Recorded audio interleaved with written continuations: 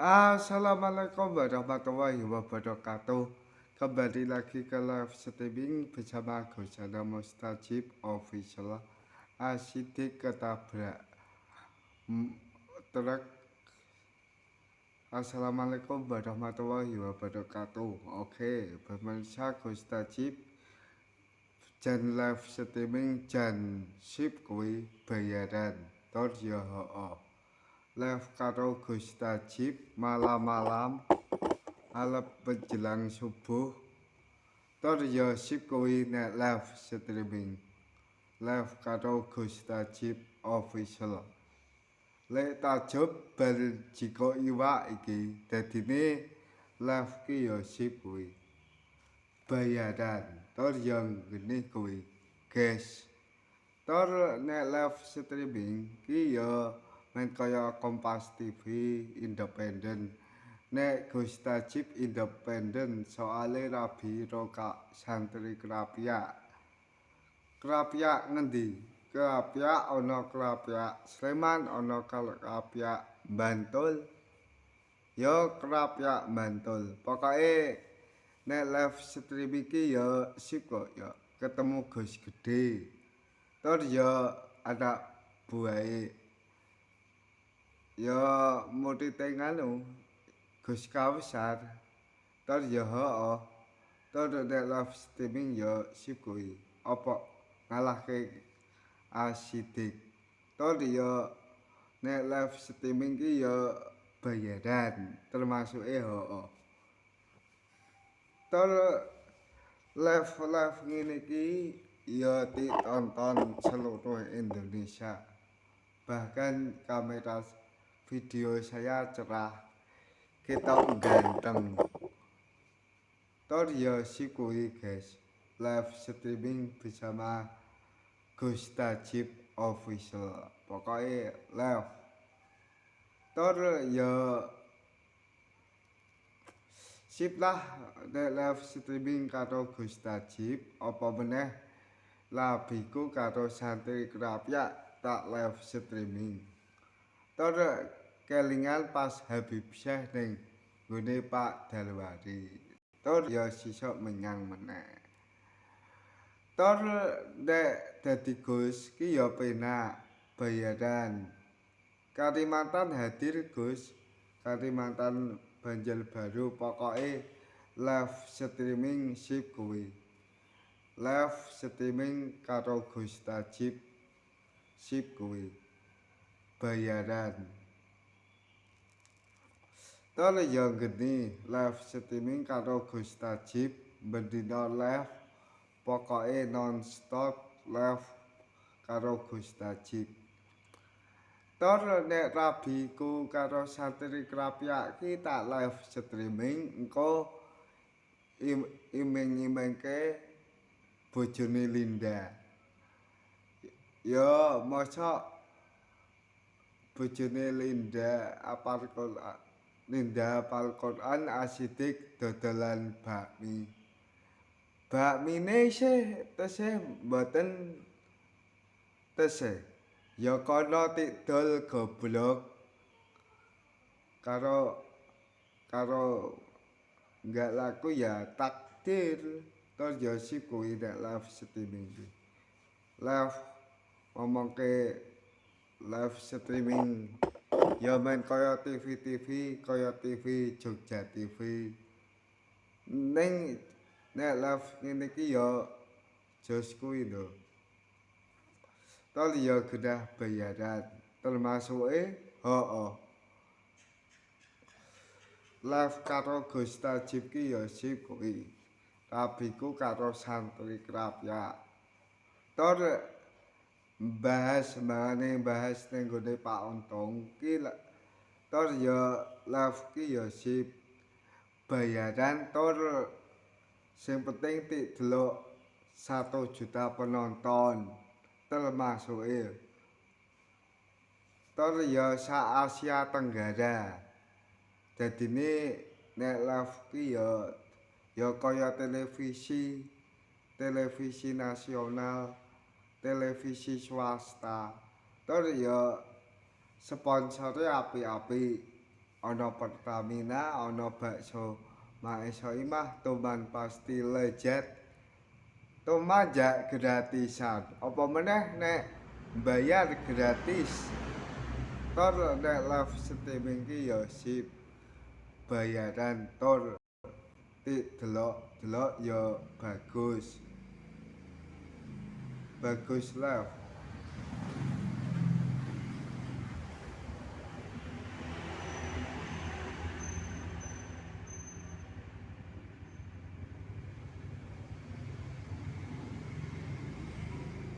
Bagus live.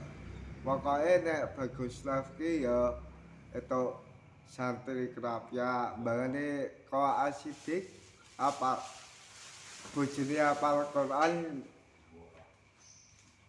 sing lanang dol bakmi goreng. Bakmine tesih mboten tesih Gus. Ya kono dol goblok. Kalau enggak laku ya takdir. Pokoke ngono nek tembunge Gus Miftah. Nek saran saya ki hormati Guse Paseban Bantul. Sing megang Rikol Tata Surya Paseban Bantul. Tor nek live streaming ya sing penting ki Basio wis teko. Tor ya sip kuwi. Nek live streaming ya penonton iki sa Indonesia bahkan seluruh Asia. Tor nek live streaming ki ya sip lah. Bahkan ada yang dari Sulawesi, Selatan. Dari Tangerang hadir lho Gus. Oke. Dari Tangerang hadir. Pokoke nek live streaming karo Gus Tajib ki ya nyenengke live. Pokoke simpel. Live karo Gus Tajib ti sponsori apa ngono jos kuwi. Bagus-bagus etok santri kerapya. Ya lumayan etok santri kerapya. Bane sing penting pengajian Gus Idam. Tor ya nek pengajian Gus Idam ya sip kuwi. Ya menyang. Tor nek termasuke ya sip lah pokoke iki nek live streaming ki dari Pulau Kalimantan, Kalimantan Barat, Kalimantan Selatan, Kalimantan Utara, Kalimantan Timur. Pokoke Banjarmasin, Banjarbaru. Tor ya Pak Ditangin mesti nonton, nek wis tangi. Tor nek live streaming ya sip bayaran. Tor nek live karo Gus Tajib ki ya apik bayarane ganteng. Wonge bagus etok santri kerapya ya lumrah. Tor ya nek live streaming ki ya sip kuwi. Apa meneh delok seluruh Indonesia. Bahkan seluruh Asia. Tor pas pengajian Gus Idam ki ning Paseban kae mangkate sore to guys. Terus udan deres.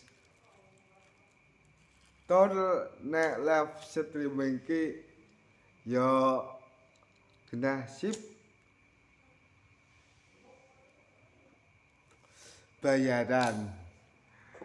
Ya ben kaya televisi kae, televisi swasta. Tor ya sip lah. Pokoke nge-live terus. Ya aja sampai kendor le live. Tor nek live ki ya ketok ganteng, ketok bagus, nek delok-delok bagus, tor sip kuwi. Ya ra apa-apa. Tor ya gede kuwi. Live karo Gus Tajib pupung pagi menjelang sahur sahur sawalan tapi sahur sawal kan ya sisa Habib Syah ning gone HDVR guys. Jangan lupa subscribe, like, comment, and share. Pokoknya ngono. Apa meneh ngedeke majelisan ning Paseban. Kalau nek live streaming ki gambarku genah sip kuwi. Live karo Gus Tajib streaming nek delok-delok ya kaya TV swasta, TV RCTI, Kompas TV, nek Gus Tajib independen.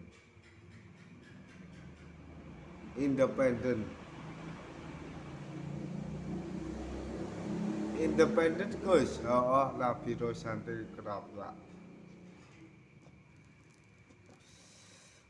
Ger apa meneh iki nek udut karo ngadep kopi ger meneh. Ya kopine ning omah kok ya. Ter nek live streaming ki ya bayarane sip apa meneh ngalahke bojone Linda wong bakul mie. Ning nek adol omong ki nang media tepayu guys. Sumpah payu. Apa meneh pas pengajian Gus Idam ning nggone Soimah nempelke pirang dina kae bangane ngiling-ngiling Mbak Yuni Ablul ter bangane tok dokter gigi nek tembunge Gus Miftah ya ketok santri kerapyak ya padha-padha Gus ya lek jero ndara Gus Tajib. Nggih ndara padahal ya heeh. Ter genah kulon Tlaga selamat pagi menjelang sahur. Sahur apa Gus? Sahur sawal. Kalau nek live streaming ki ya tonton seluruh Indonesia bahkan seluruh mancanegara wis kaya Guse Paseban internasional pokoke jos kuwi ya live streaming ini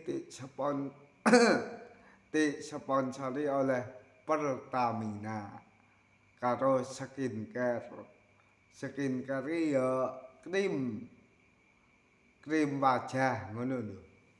Tur nek live streaming ya bojoku santri tak tukoke skincare. Ya rasa skincare njaluk gratisan wae ora. Tur ya ganteng Gus, heeh Gus Paseban. Tur ya kene arep tuku omah ning Paseban. Le muleh pendak ya pendak minggu lah. Tur nek tuku omah ning Paseban ki omahe iki cerak nggone Pak Deko. Ya duwe to, Gus ra duwe Pak. Ganteng live streaming. Tur ana santri kerapyak gelem nonton live kok. Santrine iki paling ya lagi sahur santrine kerapyak. Pokoke nek live karo Gus Tajib ya sip bayaran. Pulau Kalimantan hadir udah tadi. Tadi ya sipku itu dari Sabang sampai Merauke Papua hadir Gus. Oke Tangerang hadir, Cilacap hadir, Cirebon hadir, Tasik hadir, pokoknya live streaming. Terus nek live ngene iki ya dibayar karo YouTube laris pokoke gawe video obak-obak banyu bening lah. Termasuk iki nek live ngene iki ya didelok seluruh Indonesia bahkan nek tuku son ning gone Hobi Rakit Son. Tur ya pas ning gone Soimah nempelke 6 jam. Wonge sila melu sila, wonge sila njol melu sila njol. Pokoke ngono. Ya ning gone Pak Darwai ya pas rokat chicken nempelke ya. Ya nyenggel sithik ya ora apa-apa. Terus nek live streaming ki bahane ya bahan kaya tuku son ning gone brewok elektronik sip. Ya bayaran tur men kaya TV-TV bayar oleh negara. Pokoke nek live streaming ki ya piye ya apik ngono. Live streaming sisa tuku omah ning Paseban rekamane ning studione ning kamarku le tak kei peredam suara ben sing ruangan tok dadine nek melantunkan sholawat minta tekan jaba pokoke nek di live ki ya sip termasuke ngono guys ya nek live karo Gus Tajib ki ya didelok seluruh Indonesia kelingan pas pengajian Habib Syekh ning gone Pak Darwari sisuk Azahir ning Imogiri tur ya sip pokoke live karo Gus Tajib nyeni pokoke sip ya nek live ngene iki ya dibayar tur ya cepetan nek gawe majelis sholawat jos pokoke ya ngono wae ya guys pokoke nek live streaming karo Gus Tajib sip apa meneh lasang eling-eling Mbak Yune Ablol nek tembunge Gus Miftah ti etoke santri kerapya wingi pas ujung ning kono njaluk kon nglamar kae karo sapa santri kerapya. Oke guys terima kasih wassalamualaikum warahmatullahi wabarakatuh.